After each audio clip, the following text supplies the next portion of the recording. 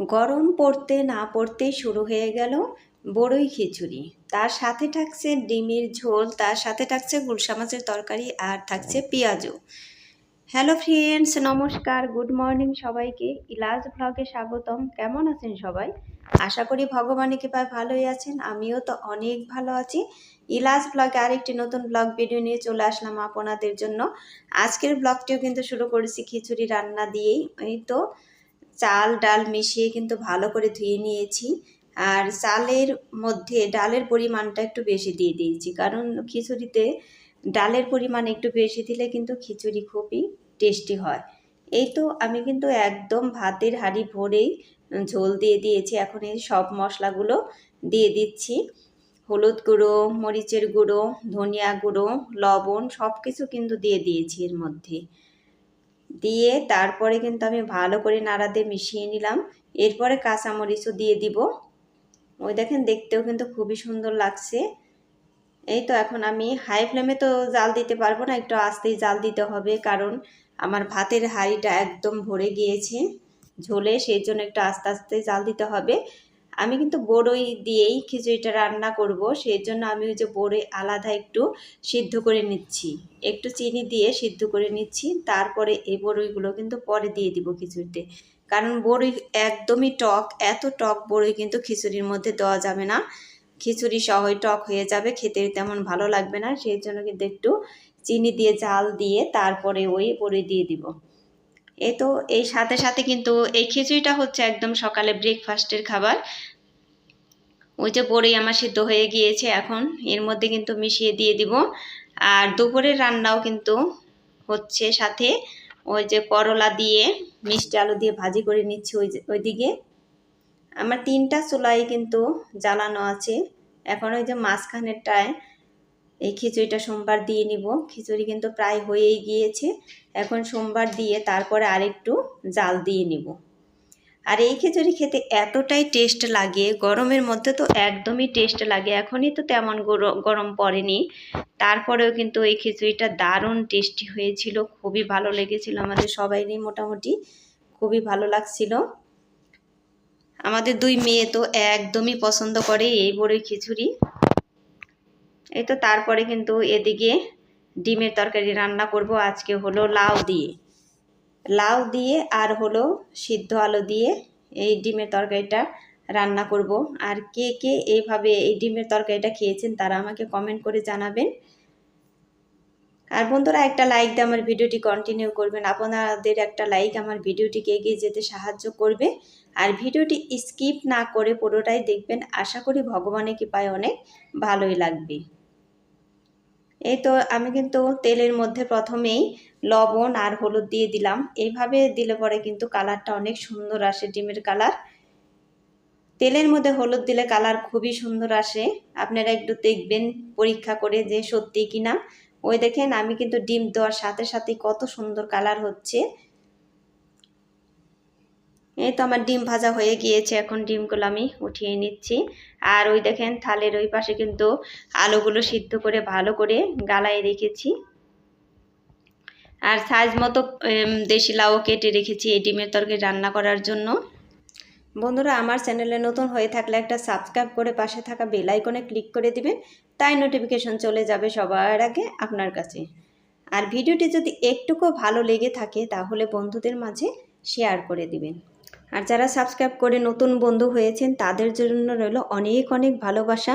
আর আমার পুরনো বন্ধুদের জন্য রইল অসংখ্য অসংখ্য ধন্যবাদ।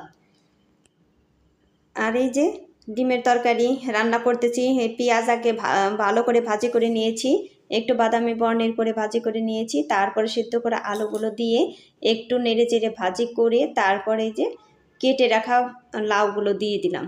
এখন এগুলো নাড়াচাড়া করে ভালো করে একটু ভেজে তারপরে কিন্তু আমি পরিমাণ মতো ঝোল দিয়ে দিব। আর ডিমের তরকারি এইভাবে রান্না করলে কিন্তু খুবই টেস্টি হয়। যারা খান নাই তারা একবার হলেও এভাবে রান্না করে খেয়ে দেখবেন যে কতটা টেস্টি হয়, একটু মিষ্টি মিষ্টি হয় এই তরকারিটা, খুবই ভালো লাগে। এই তো আমি ঝোল দিয়ে দিচ্ছি পরিমাণ মতো। এখন আমি হাই ফ্লেমে জাল দিয়ে নিব ঝোল দিয়ে। তার ঝোল দেব না, পরিমাণ মতোই দিয়ে দিলাম।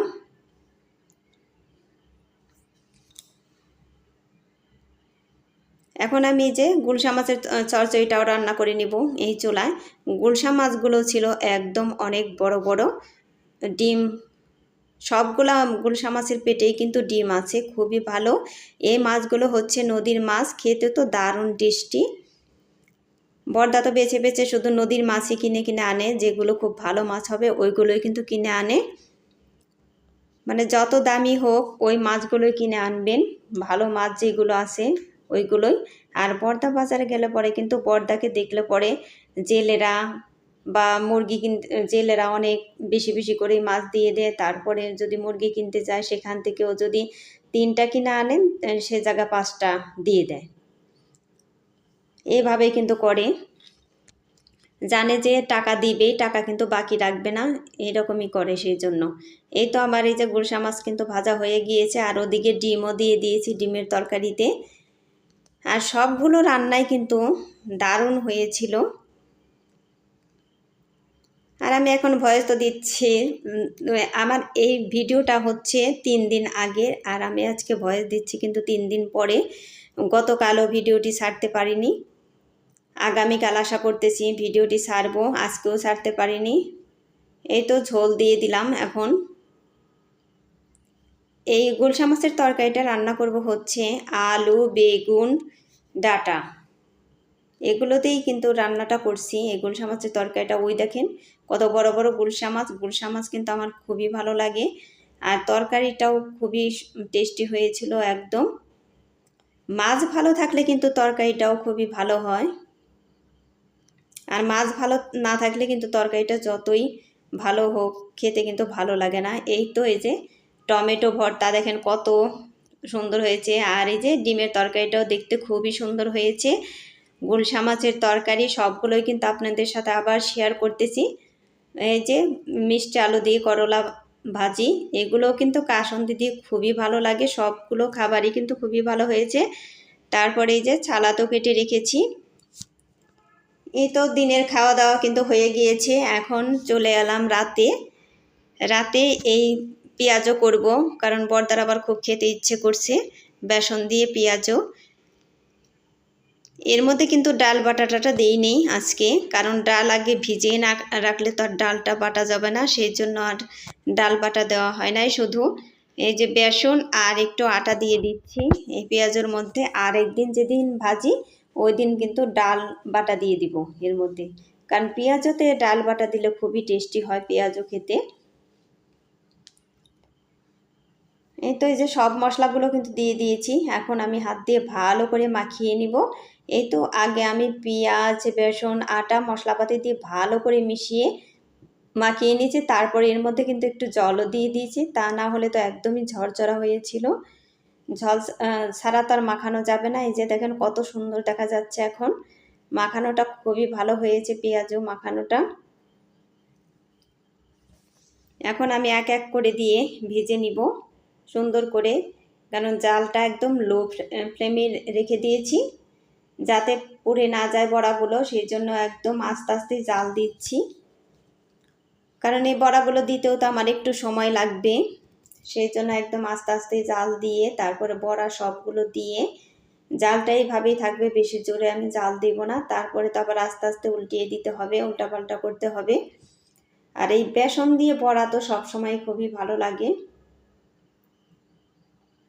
আমার এই পেঁয়াজগুলোও কিন্তু খুবই ভালো হয়েছিল, কিন্তু পরে আমি কালারটা তেমন ভালো করতে পারিনি, কারণ হলুদের কালার তেমন ভালো না। প্রথমে একটু ভালো থাকে, রান্না পরে কিন্তু কালার তেমন বেশি ভালো দেখা যায় না, কারণ আমাদের আবার এই যে কাশ্মীরি লঙ্কা গুঁড়ো নেই, সেই জন্য কিন্তু কালারটা তেমন ভালো লাগে না।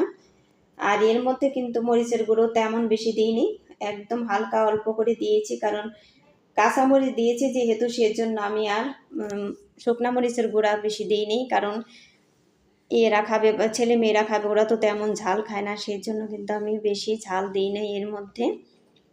এই তো বড়াগুলো কিন্তু ফুলে উঠেছে, খুবই সুন্দর হয়েছে দেখতে, আর খেতেও খুবই দারুণ হয়েছে এই বড়াগুলো।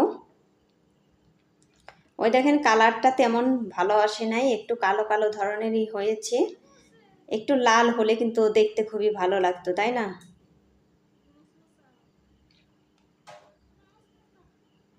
এমনিতে তেমন খারাপ হয়নি। এই তো বন্ধুরা পুরোটাই দেখতে থাকেন ভিডিও।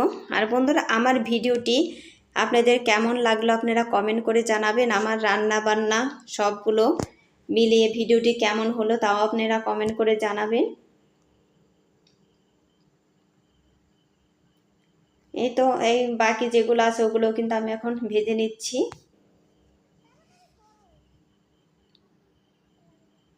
আর বন্ধুরা যারাই আমার ভিডিওটি দেখেন সবাই কিন্তু একটু ফুল ওয়াশ করে দিবেন, কারণ ফুল ওয়াশ না করলে তো কোনো লাভ হবে না, ওয়াশ টাইমই পাওয়া যায় না। এই তো বাকি বড়াগুলো ও দিয়ে নিলাম। এখন একটু আস্তে আস্তে জাল দিয়ে ভেজে নিব এগুলো। বড়াগুলো তো খুবই টেস্টি হয়েছিল, আমাদের সবার কাছে কিন্তু খুবই ভালো লেগেছিল এই বড়াগুলো। এই তো বড়া ভাজা কিন্তু হয়েই গিয়েছে, এখন এই যে উঠিয়ে নিব। আর সবাই কিন্তু খেতে বসেও গিয়েছে, ভেজে ভেজে নিয়ে দিচ্ছে এখান থেকে। আমরা কিন্তু বড়া গরম গরম বড়াই খেতে ভালোবাসি। আমার মনে হয় সবাই এই গরম গরম বড়া খেতে খুব ভালোবাসে, কারণ মুচমুচে থাকে। এই দেখেন সুন্দরই দেখা যাচ্ছে। আচ্ছা, ভিডিওটি আর বেশি বড় করব না, পরবর্তী ভিডিও দেখার অনুরোধ রইল। সবাই ভালো থাকবেন, সুস্থ থাকবেন এই কামনা করে ভিডিওটি শেষ করছি। টাটা।